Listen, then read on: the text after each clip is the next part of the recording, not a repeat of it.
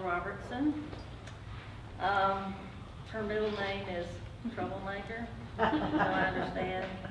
She's been, if you've been following us on Facebook, she's been emailing that she's presenting it as if Lacey is the one who's going to be cutting up today, but I suspect that She's the one who said shenanigans. That word is not in my vocabulary. That's a college word. When I emailed you, were you going to be misbehaving?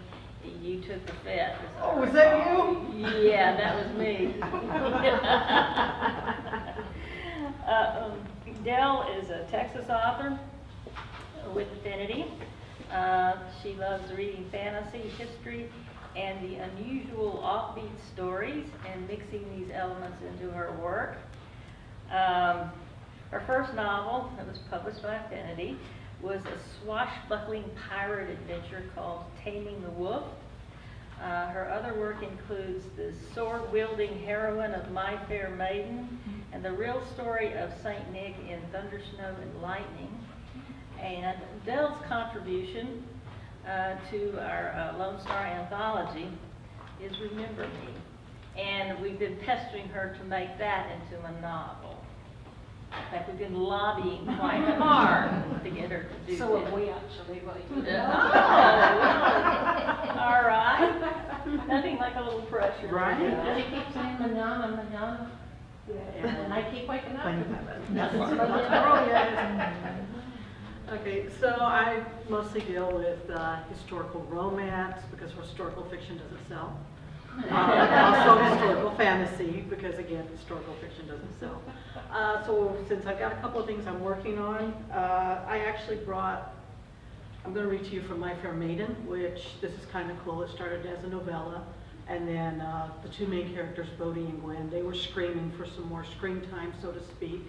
So Melodorus followed that up, and the brilliant ladies at Affinity, they're like, well, let's make it a 2-for-1, because, you know, 2 books in one is better than 1 book. Town's most popular virgin, because there's an ogre on the loose who's coming to town to look for a virgin sacrifice. So when we catch up with them, they're in the ruins of a temple, chained to some pillars, and the ogre's coming. Okay. And by the way, this is told from Bodhi's point of view. Sweat dripped from my hair, getting in my eyes as I squinted up at the darkening sky. According to the locals, dark was when the ogre came for his sacrifice. Damn. I redoubled my efforts at trying to wrench my wrist free of the manacles and chains secured to the pillar.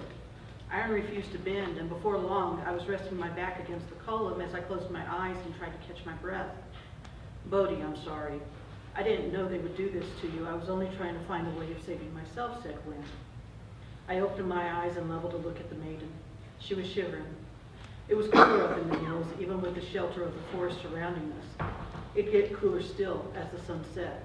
With the wind blowing against my sweat-soaked hair and flesh, I felt the chill too. Fortunately, though, I wasn't clad in a lightweight bridal dress. A very thin dress, I thought, as my eyes locked upon 2 stiff nipples tinting the material of her gown. My mouth went dry, hair disabled, bruises upon her face, her dress soiled and torn, and still I wanted her. About that, you do realize you could fix everything with a quick tumble from some local lad, don't you? I meant it as a jest to dispel some of the tension. I'd even said it with a smile. There wasn't a hint of humor in my voice, though. From the look she shot me, I could tell she knew it was no laughing matter. Although I don't know if she realized just how serious I really was. You think any of them would have risked touching me, knowing my fate? A youth will risk much if he's ranting enough. I think Gerald would, if you asked, I said. Ew. Not even if he was a Geraldine. If not a local lad, I'm sure you could have had your go at any number of wayward travelers. In case you didn't notice, Chatham isn't on the main road to anywhere, Bodhi. You're the first traveler to come along in at least a fortnight, and before now, I didn't need to have a go at anyone. Is that why you chose me? Because you were desperate and out of options, and I was the first fool to come along? It didn't matter to you who I was, did it? I asked. Of course it mattered. You think I didn't notice the way you look? The blonde hair, the blue eyes, those dimples? In spite of the hopelessness of the situation, I felt my lips curl up. You don't have to be so smug about it, she said. I'm not being smug. Why are you smiling then? Because I was right. I knew you were interested. What? When you were staring at me across the tavern, I knew you were interested. Only in asking you to leave and taking me with you, she said. Admit it, Gwen, you couldn't take your eyes off me. As you said, I was desperate and you were my last option. I hadn't even thought of her cheeks turned bright red until you asked me to your bed. You asked me, I reminded her. You desired me then, you desire me now. Her eyes widened. What? I do not. I grinned, knowing this time I did look smug. Gwen, you may be inexperienced, but I'm not. I know your body better than you. The shallow breathing, the flush of your cheeks, the look in your eyes, all work against you to give your desires away. My gaze dropped away from her face. Gwen's eyes followed my line of sight to her breast, and further proof of her arousal.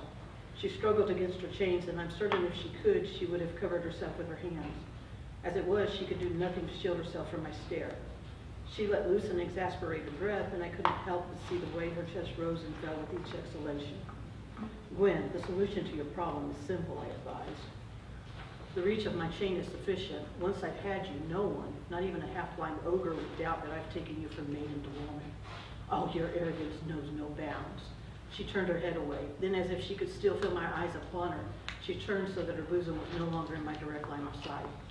A short while later, take me. What, I asked? Dusk was upon us and the shadows were lengthening. Even though we were in close proximity, I couldn't clearly read her expression. However, her silhouette was unmistakable. She was standing up straight, her breast jutting forward, and her chin defiantly tilted. You heard me. Take me. Deflower me. Defile me. However you wish to call it. I thought you found me to be arrogant, I snorted.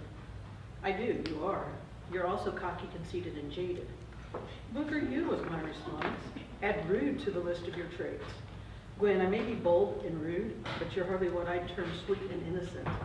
Bodhi, I didn't fall head over heels for you at first sight, and you weren't in that tavern looking for anything beyond a quick tumble. Let's not fool ourselves. Neither of us is in love. In fact, I don't even like you very much. Even though it wasn't what I had originally intended when I set out to save myself. If sacrificing my virginity is the alternative to being an ogre's offering, I'm willing to allow you to take what you want. You're willing to allow me, I snorted. Are you sure that's in keeping with your virtuous standards, fair maiden? Night is upon us, Bodhi, and we haven't the time for niceties. She huffed, and even though I couldn't see her face, I imagined she was rolling her eyes. Very well, Bodhi. Would you do me the honor of taking my virginity? You sure? Well, I don't see any other heroes rushing to my rescue, do you? If my pride demanded I put the slightest bit of resistance, I didn't pay it any heed.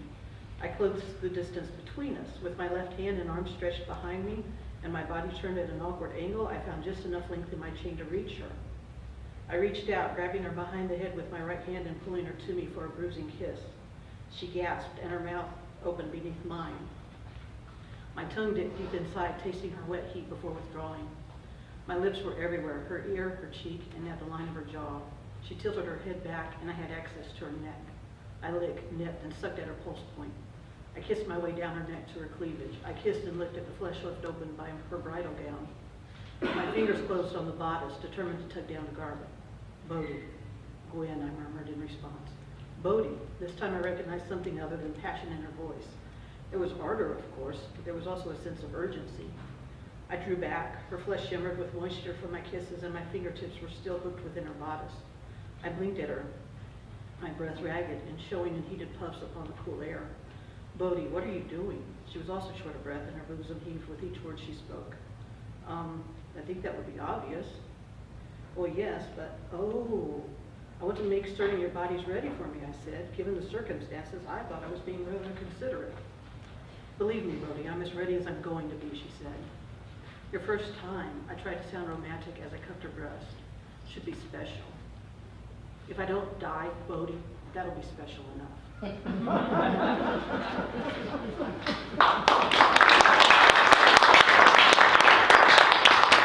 I speak now?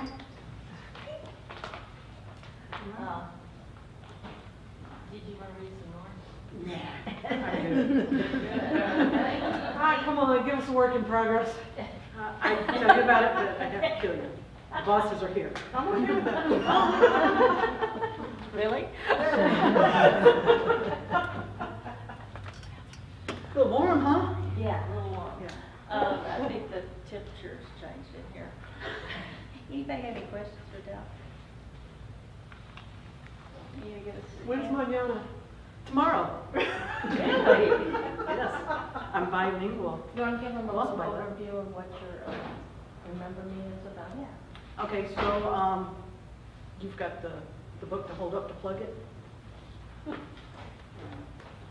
So, my story in there is called Remember Me. It's historical, romance type, fiction type stuff. It's about the Alamo and women who were actually at the Alamo fighting alongside the men. And it covers a little bit about Sarah and Bailey. They were lovers back then. And it kind of transcends into the modern day as well. And we want more. Yes, ma'am. Okay, anybody else? Don't make me call on you. Thank you.